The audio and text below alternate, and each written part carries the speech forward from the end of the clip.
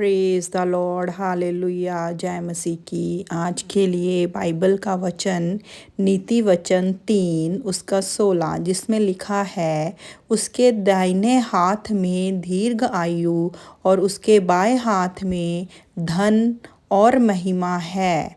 यह बाइबल का वचन नीति वचन 3 उसके 16 से लिया गया है, जिसमें हमें ज्ञान और विवेक की महत्ता के बारे में बताया गया है।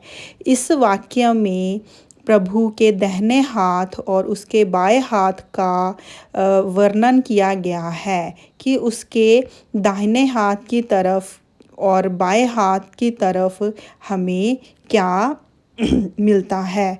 दाहिने हाथ में दीर्घ आयु का मतलब यह है कि जब व्यक्ति ज्ञान और विवेक के मार्ग पर चलता है तो उसे लंबे जीवन का आशीर्वाद मिलता है। यह इस बात को दर्शाता है कि ज्ञान के मार्ग पर चलने से व्यक्ति की जीवन शैली में सुधार होता है, जिससे वह स्वास्थ्य और जीवन के अच्छे पहलुओं को प्राप्त करता है। दीर्घ आयु का मतलब सिर्फ लंबे जीवन से नहीं, बल्कि यह एक पूर्ण और संतुष्ट जीवन की ओर भी संकेत करता है, जहां व्यक्ति को अपने जीवन के हर पहलू के बारे में संतोष मिलता है। बाएं हाथ में धन और महिमा का मतलब है कि ज्ञान के साथ आने वाली समझदारी से व्यक्ति को समृद्धि और सम्मान प्राप्त होगा। धन यह सिर्फ आर्थिक संपत्ति तक सीमित नहीं है, बल्कि इसका अर्थ जीवन की समृद्धि, मानसिक संतुलन और आंतरिक शांति से भी है।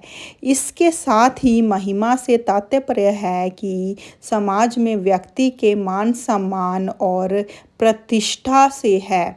समाज में जो भी इंसान की प्रतिष्ठा और उसका मान सम्मान होता है, उसके बारे में हमें बोला गया है इस वचन में।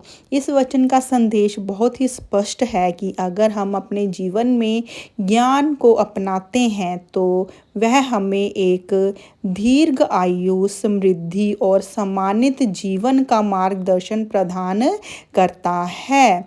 ज्ञान का मतलब सिर्फ ज्ञान से नहीं, बल्कि विवेक, समझदारी और नैतिक मूल्यों की पहचान से भी है।